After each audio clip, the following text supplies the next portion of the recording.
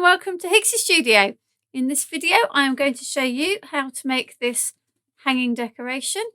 I've gone for kind of a sort of a nursery straight baby theme, but you can make this out of anything you like. So what we are using are these craft dies by Jamie Rogers. These are from the tea bag folding collection and they are the Octagons. This is what you get. You get two dies. This one is not quite 4 inches by 4 inches, so a 4-inch square will be sufficient to cut one of those out. And this one is kind of about 2.5. If you're cutting squares to cut these out, I would cut it probably more like 2 3/4 to 3 inches.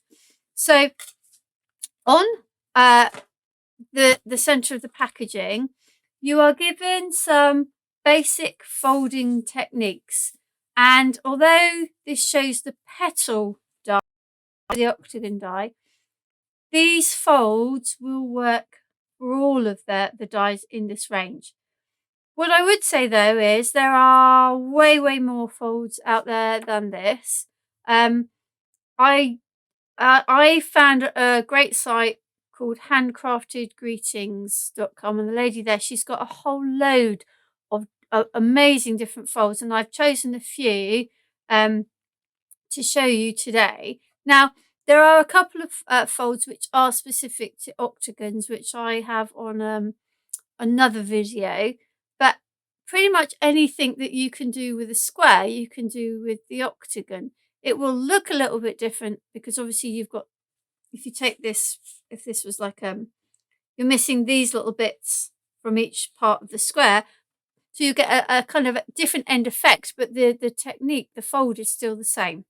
Okay, so for many, not all, but for many or most, I'd say, if you're going to create a medallion shape like this, and to be fair, that's what tea bag folding generally creates, you generally need 8 squares, yeah, to form one sort of medallion shape. With this one, you can get out of a 12 by 12 sheet, you can get 9 if you cut them into 4-inch squares, so you can get enough out of one 12 by 12, and half a sheet of 12 by 12 will give you enough on here. Okay, so I am going to just cut a couple. I already have a lot prepared because the fold for all 4 for both sizes is exactly the same, and what you don't need is to see me folding something well 16 times. It's more than that because I've done one set of the big and one set of the small this side, and one set of the big and one set of the small this side. So there's a lot of squares in this particular shape. So let me grab my bit. So these are what we call simple dies. They don't need a lot of pressure, and really you don't want to be using card to do your tea bag folding. Some of the papers I'm using are a heavier weight and they are harder to fold. So the sort of lighter, thinner papers that you have are better. It's also a good way of using up pattern papers. There's some that you perhaps look at and think, I really don't know what else I would use them for. Then cut them off and use them for tea bag folding. Now, along with cutting the shapes, the die scores, you can see here you've got the score lines, and for a lot of folds they will be helpful. For this one they're not particularly helpful because the fold that we're going to use on this one is called a star with an open center, and it's designed really for a square, so we have to kind of adapt what we're doing a little bit in order to make this work. Okay, now I have a play in copier paper, and you can probably get about 5 or 6 layers of copy paper cut in one go, and have a go at the folds with copier paper before you try on your main paper. So we'll use this one as well alongside what I'm doing so you can see the stages. So the first thing, because we are doing, we're trying to make this from a in fact, shall I or shan't I will on a couple. This one's, I don't know if you, it's very difficult to explain. This is a much lighter weight paper than this. This is easier to fold. I'm going to use my school board just to make some additional score lines. And what I want to do is to score, and I want to make sure that I'm going down the same line. You see, I've scored from there, missed one to the next one, and then I'm going to go from this one, oops, to this one. Which one I came down? That one. And the reason I'm doing that is purely to make it easier to do the first set of folds, because I'll explain when I start doing the fold. You have to have just a slightly different approach to this, because it should be being done with a square. And to be honest with you, most tea bag folding and most of the folds that you'll find out there online or in books are for square pieces. So if this was a square piece, we would be folding the 4 corners in to end up with a smaller square, but we can't do that. So what we're doing, where I've just scored those, that's what we're folding in. One of the big keys on folding, particularly if, like me, you're using heavier weight paper, burnish your folds. Really, really will help you if you burnish your folds. Okay, so I'm folding in those 4, and I'm going to do the same on each of these. It's easier to do when I've got lighter weight paper because it's more flexible. So I'm not scoring this one. I'm going to do each stage with each one so you can see what I'm doing, and so it gets repeated each time. We're folding those in. So this and this bit will form our line. We fold it into the centre. We're effectively creating a square. If we were doing this on a square tea bag, then you would be folding the 4 corners into the centre to create your little square. Okay. Now it is trickier on the smaller of the octagons. You see, I already missed that little corner there. But what I will say is, as I said just now, make them out of copier paper before, and because some of these folds create medallions that are way bigger than the original size of your tea bag. So just make sure that you are aware of how big this is going to be at the end. So on the last one then, so remember we're going from there to there and folding that point in.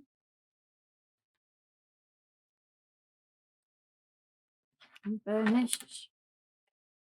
And then the next one along. And burnish.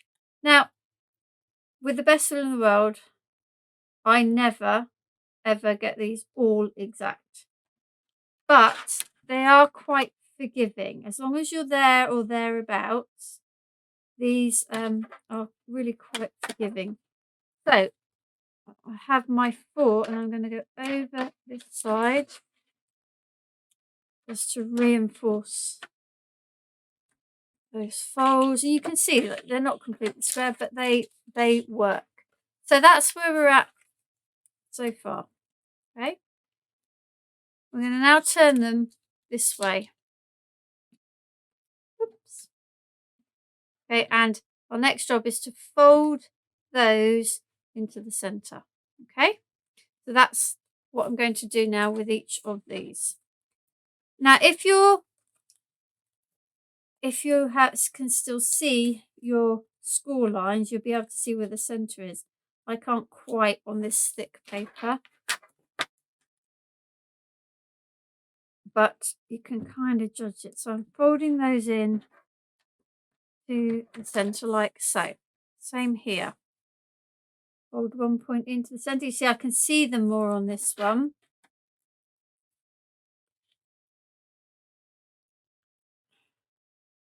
There, and burnish. So that's where we're going with these. Into the center. Into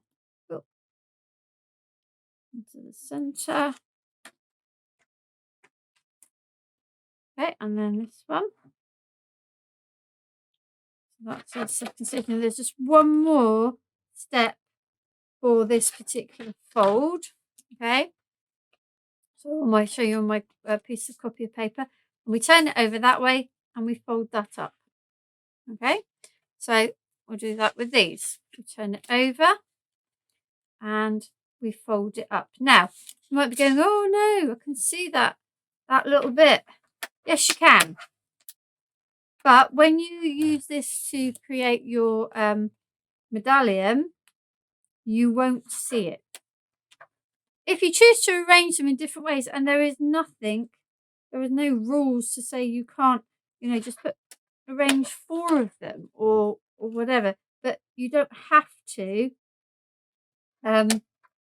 arrange them all in 8. Now, for this one, I have chosen, because it's already very 3D, I have chosen to just glue this little bit down. There was already enough bulk with making sort of like essentially 4 lots back to back. So I made the decision to glue them down. Now, that isn't always the best policy because that will help give you a little bit of three sort of D dimension on your cards. But for this particular project, I have decided to stick them down. Okay, so I need 8 of the large, and I decided, like I did on the other, to alternate, and then I need 8 of the smaller ones. Okay, now I'll show you first of all with the bigger ones because it's easier to see how they join together. These are not quite stuck. Okay, so you have, and I keep this out so that I can just poke that in so I know that the gap. You have this little bit here, okay, and again I have been using, because of the way I'm creating this one, a little bit of glue, just literally squirting a little bit of glue in there. And this time I need a blue, and this then sits in that little pocket there. Okay, then you need to go into that little bit there, squirt a little bit of glue, and that one sits in like so. And we're just going to keep going round. Put a little bit of glue in here, and that one sits into the pocket. You can see that this little bit here disappears. You don't actually see that blank bit of paper. A little bit of glue, and then in. A little bit of glue, and then in. Like I say, it isn't just with the Octagon, it's with the others as well. 8 is usually the number of pieces that are needed to complete your medallion. So I'm putting a bit of glue in there, but I'm also getting this one and putting a bit of glue in there because that's going to need to sit with that. So I'm going to put that one in there and then bring that one round, and then just because the glue won't be completely dry yet, just have a little bit of a push and a wiggle, and there you have your outer, okay, your star with an open center. Okay, so we're going to do the same with the little one. It's exactly the same, it's just a little bit more fiddly because they are smaller. And I would definitely recommend having something that you can kind of push in just to lift those little bits, because they can be a little bit tricky to get down into. Okay. And so just going to keep going round and get in there and there. So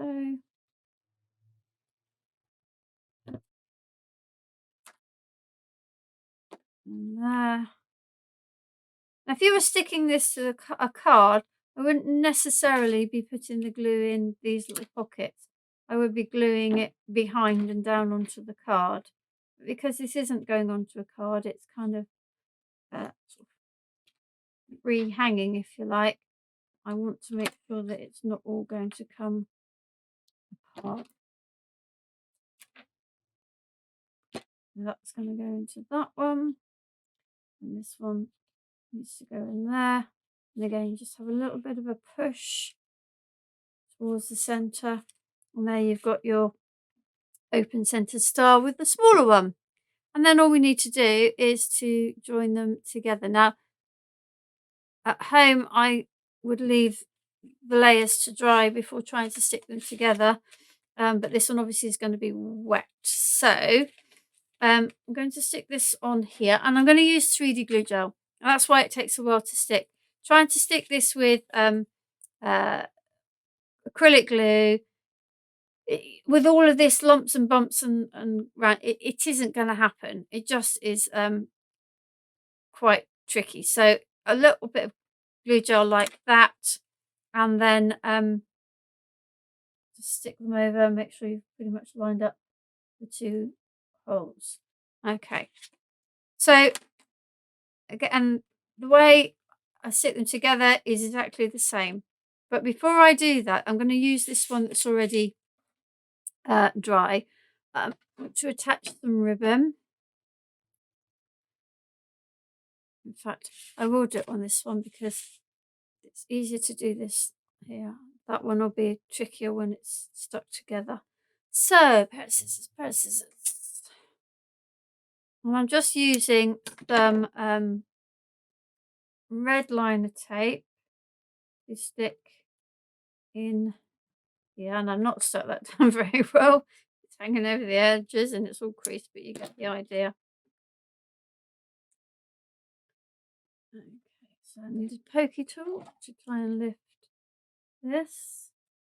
Remember that this is the wet one. Oh no, it isn't.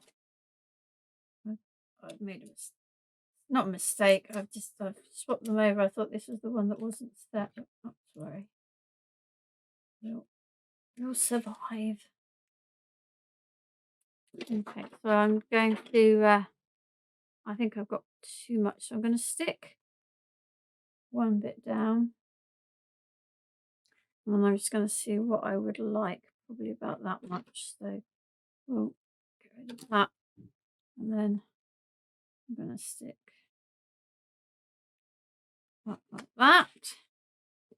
So this one, I'm going to, ooh, no, I haven't, that's right.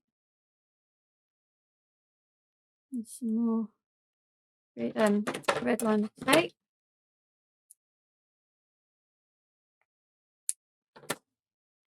And we'll go with one there, and one there. And remember that this one is not stuck together yet. It's a little bit wet. Doing that out. Remember the camera's there. Oh, come on, lift that off. Okay, and then I'm going to place this over the top. Just checking where I've got my tape. Like so. And then I'm just going to squeeze those so that the tape lifts. And I think I know what I didn't do. I didn't glue these two together. I was thinking, why is it bumping up at the bottom? Because I put no glue in between. But I can solve that. Just squirt some, literally I've just squirted some 3D gel in, and then see, now that's not popping up so much, and then that will dry flat. So there you have it. This is our hanging decoration. We have used the tea bag folding collection, the Creative Expressions dies by Jamie Rogers. We've got the Octagons, and we have used a fold called Star with an open centre to create our little hanging decorations. And you will need 16 for each, or sorry, 8 for each of the larger outers, 8 for each of the inners, and a total of 16 of each to do the double-sided. So hopefully you can see that there's sort of more ways to use your tea bag folding dies than just sort of medallions on card. There are other things that you can do with them. Thank you for joining me.